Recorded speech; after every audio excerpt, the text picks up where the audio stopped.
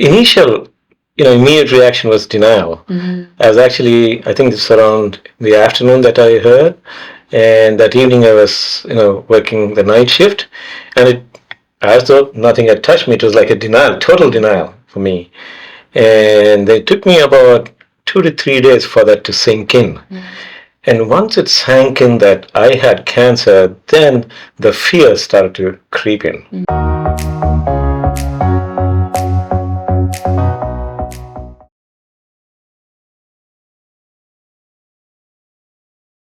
Hello, Dr. Prem.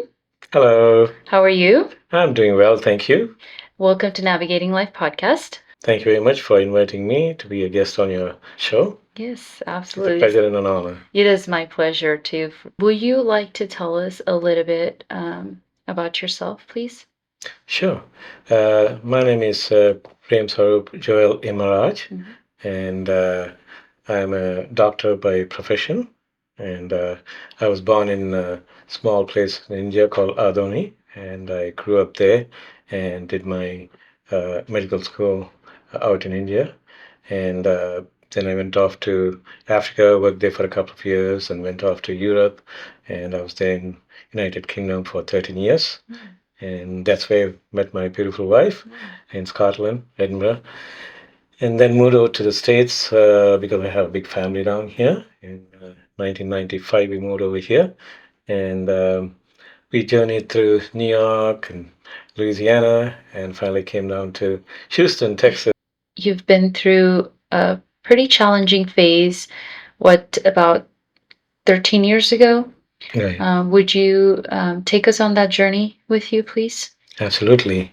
And thank you for asking me about it, because that's been a very testing time for me during that time.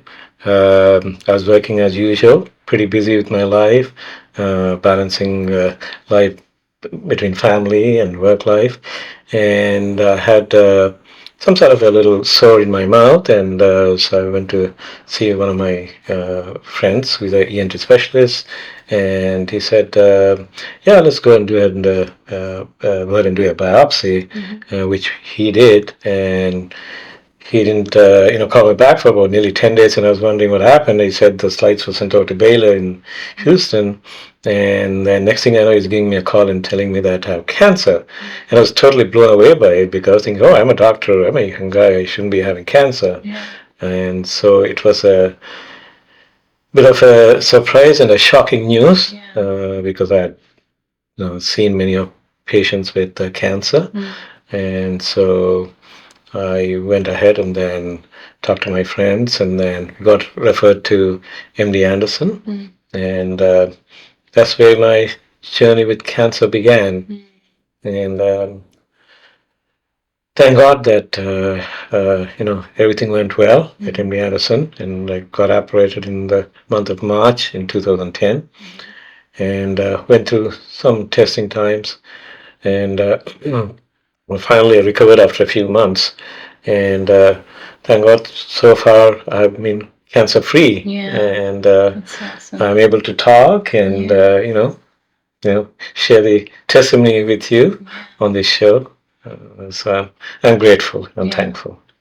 And we're sorry that you had to go through that, but we're also glad you're here sharing your story of victory, right? You overcoming that challenge.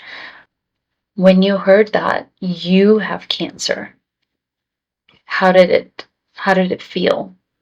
Right. First time when I heard the news that I had cancer, the initial, immediate reaction was denial. I was actually, I think it's around the afternoon that I heard, and that evening I was, working the night shift, and as though nothing had touched me. It was like a denial, total denial for me.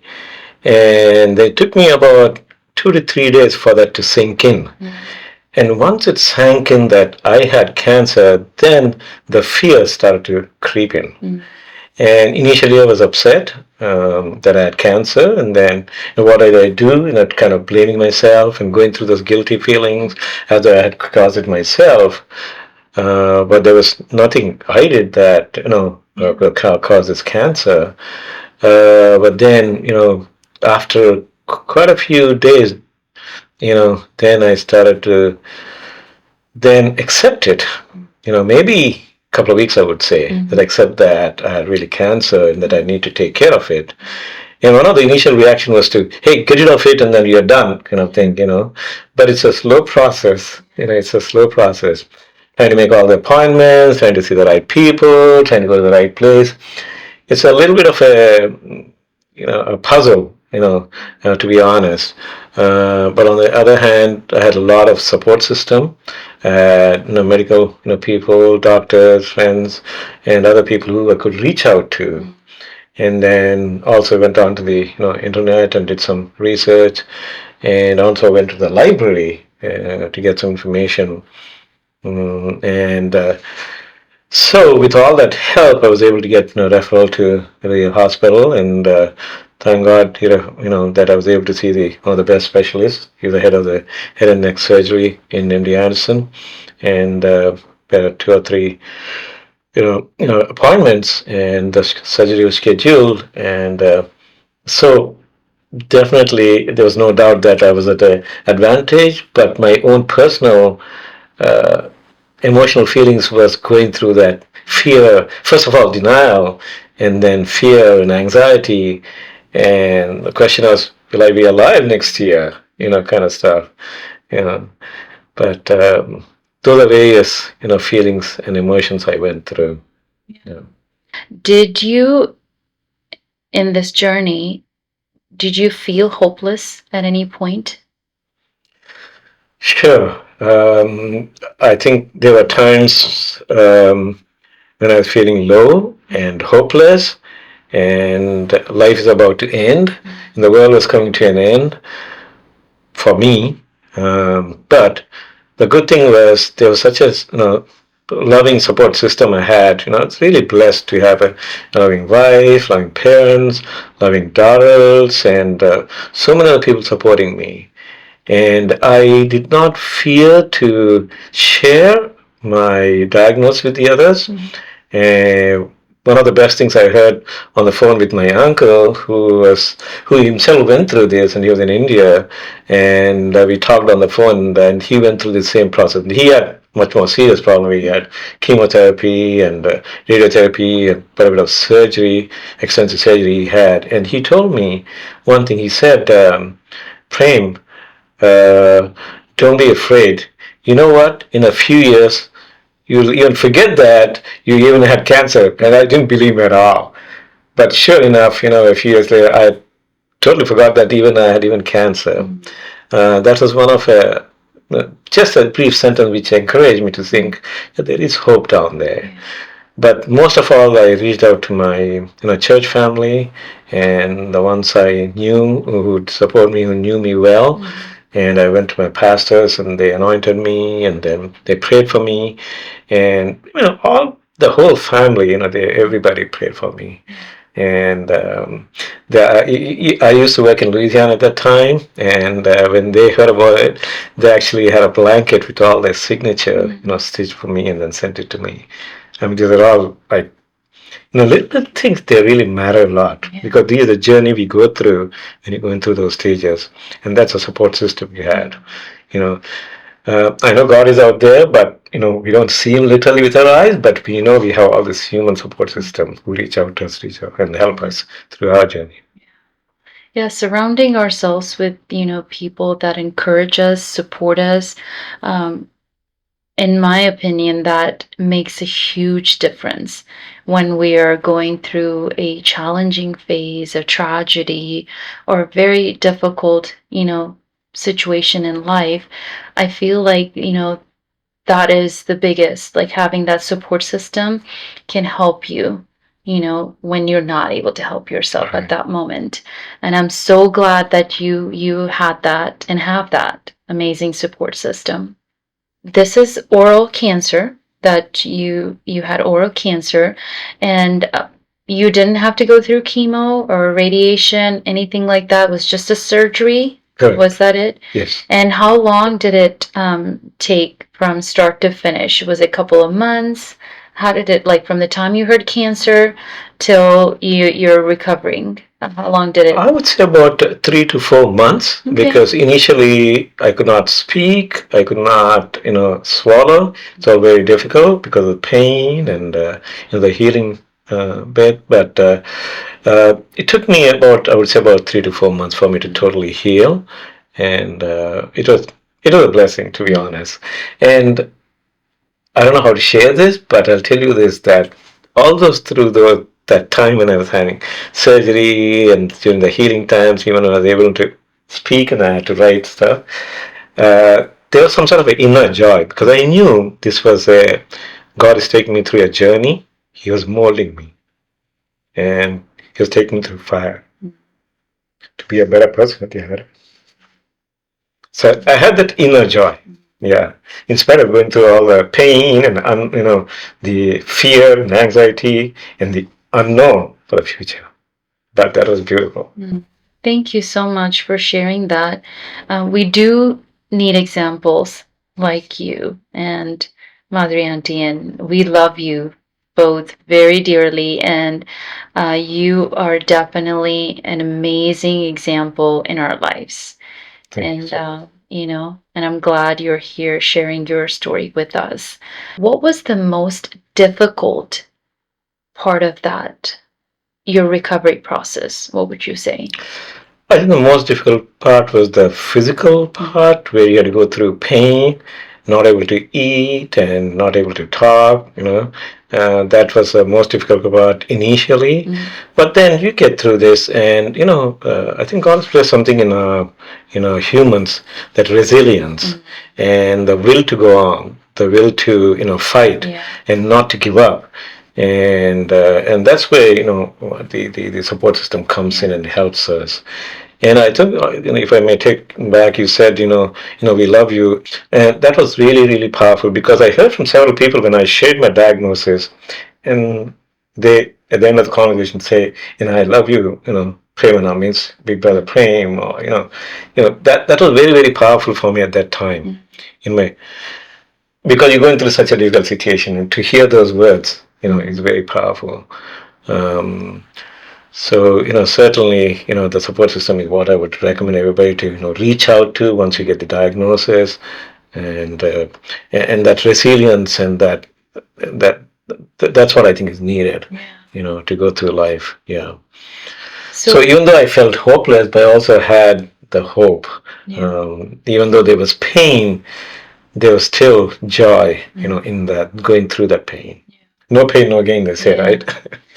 I want you to share, just to bring that awareness, with oral cancer. What is something that you should look out for and not take it lightly? If you say, hey, if you see this, go get it checked out. Don't think it's just a sore or anything like that. What would you say? Yeah, I think the important thing is to follow up regularly, with a dentist. And they would check your oral cavity, just not the teeth, but oral cavity too, and having a regular checkup so they can see if there's anything abnormal, and to get an appropriate referrals. And even seeing a primary care doctor, your own doctors regularly. I think that's a very good preventative, action to take. Um, so that's what I would recommend doing. Of course, if you have any signs or symptoms, don't ignore them, especially if we say some persistent sores, persistent white patches, or constant pain, and something which is out of the ordinary and persists. I would definitely recommend going and seeing a dentist and a doctor. Do you have any resources that can help our audience with reference to oral cancer or just cancer in general? Right. I would say in general that if we are diagnosed with any malignancy or cancer, I would go out and Google for foundations. Most of these cancers have foundations, and American Cancer Society is a big resource. Nowadays with the internet, and there's so many resources out there. But I would do my due diligence in looking out for scientific resources and authentic journals, which can help you navigate through the challenging time of your life. Yeah. Yeah, that's helpful to have those, and we'll definitely put those in the description, all the resources. So check it out. Dr. Prem, how does your self-care practice look like? Do you have any favorite practices that you practice on a daily basis to kind of balance your life? And obviously, being an ER physician, how does it look like? Right. I have a routine, but unfortunately, in the ER, it's very difficult to have a regular routine because the shifts are sometimes day shifts, sometimes night shifts. So it varies a lot. But I try to have a work life and a family life balance because I got two grandchildren. We like to spend time with my children and grandchildren. Uh, my sweet wife spends quite a bit of time taking care of them, and we both still work, and so trying to find that balance is not easy. And we reach out to whenever I'm in real doldrums, like when there's fear, there's like very hard decisions to take.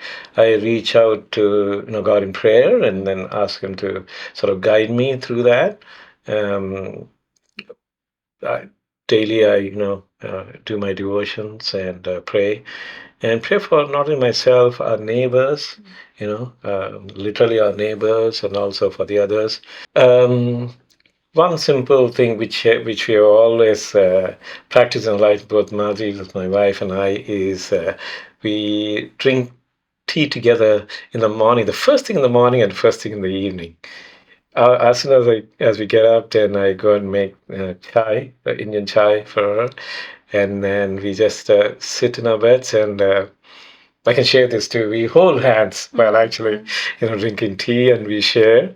This is the first thing which we do, and the last thing which we do before we go to bed. Yeah, That is it's so sweet. yeah, yeah. I mean, we found it. It's one of those little things which keeps us, together, and we sharing our life together, and we talk. Thank you. Thank you for sharing that special moment with us and our audience. What is a trait that you are proud of in you?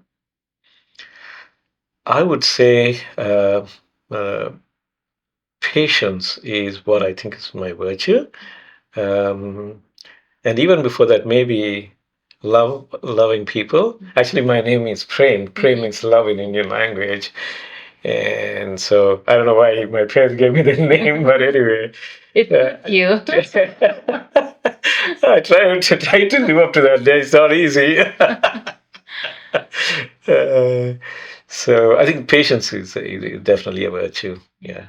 And I think being a ER physician, ER doctor, I think you need that, right? Don't you think that is one of the things that skill set, Absolutely, I couldn't agree with you, anymore because during the hectic times, usually ERs are not that hectic, like going up and down. Like I'm talking about life-threatening conditions. Okay, you're doing the usual fevers and headaches and abdominal aches and all that kind of stuff, and suddenly you get a cardiac arrest, or you get somebody who's going to start breathing, or something real, life, death emergency, and then you can get very panicky. So patience is definitely called for at that time because you have the whole team coming and helping each other to help this patient in front of us. And at that time, we take in charge, and there have been many times when I have been impatient. And wanting things like yesterday because the patient needs it, but we learn through this, yeah. So yeah. that's a great quality to uh, have you know. and work toward. What is a trait that you admire in other people? I really admire those people who want to help others. It's amazing. In our Sunday school, there's a lady who I've known for many years and who I go out with mission trips on. And she's all the way while looking out for people to help. It's homeless, and she'll go and buy them food and clothing and shoes and whatever they need. And I admire such people because truly, I think, you know, she's showing the love of God to the others who are especially down and out. Being selfless, right? Just being selfless. Being selfless, very good, excellent way Yeah. of saying that. That's right. Yeah. That is amazing. The message that we want to give across to our audience through these amazing stories, bringing these amazing guests and inspiring stories is to give you hope that, there is hope. There's always hope for tomorrow, for, that you will get through whatever you're going through. And surround yourself with those people. Find people that love you, care for you, that would be willing to do things for you, right? And if you're new to our channel, thank you for stopping by. Really appreciate it. Um, Subscribe to the channel, like and comment, and share it with a friend. Share this story with a friend that might need, that may be going through something similar, or this story can inspire them. And also, this will help us to reach more people. Your subscription, your likes and comments and shares will help us to reach more people and give this message of hope to more people. Dr. Prem, what life lessons have you learned from your difficult journey? And what are what is some advice that you would like to give us, some tips that you would like to share with us? Yeah, I would certainly say this that even though you're going through a storm or the valley at that particular point of time in your life, I would reach out to the loved ones. That's the first thing I would do. You know, don't hesitate to share your diagnosis. You don't have to keep it to yourself, but share it with the others because there are people out there looking to help you, people who love you, and they'll give you all sorts of support. They may bring a drink, they may just reach out to you by phone calls or emails, or do simple things, but it means a lot at that time. That there are people out there to help you. And in my own journey, I found that, certainly there is a God out there who will help you through your journey. And certainly, that's been my experience. And I'd like to share that with you too. How that was one of the best, you know, uh, support I had during my own life journey through cancer 13 years ago. Um, and that's definitely my testimony. Yeah. Thank you for sharing that. It's definitely inspiring. Gives us hope, gives me hope. Yeah, the other thing I would say is, having gone through the journey, you know, you know, shows like this would help others where when they, you can also help by sharing your story with the others and helping them through their journeys. Absolutely. I agree 100%. Not easy to be vulnerable, right? It's uncomfortable to share. So I believe in that, and that's why I'm here. Doing this podcast is because sharing your story definitely helps others come out of their shell and share. Definitely inspires them, but also to say, you know what, I could inspire my circle of influence. I agree. Share your story. Absolutely. And if you're here, I would love for you to be a guest on my show. So thank you for watching. Thank you for listening to the podcast. Really appreciate this community that we have on YouTube. We hope you have a great day, and we'll see you on our next episode. Okay, bye. Bye. Thank you.